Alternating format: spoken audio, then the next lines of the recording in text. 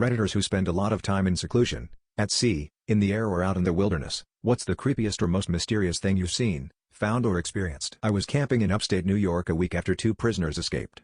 This was a high notoriety escape and was national news. My girlfriend and I had hiked and camped for 2 days before this. We were very comfortable, had met a lot of awesome people, but everyone was on alert of the escapees. We had settled in a remote area upstate New York with no one around that night. I was sound asleep that night.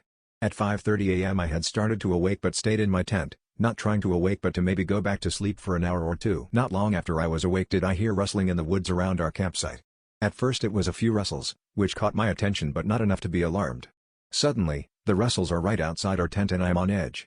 Before I could even tap my girlfriend, all hell breaks loose. My tent is slashed open with a knife while I am watching.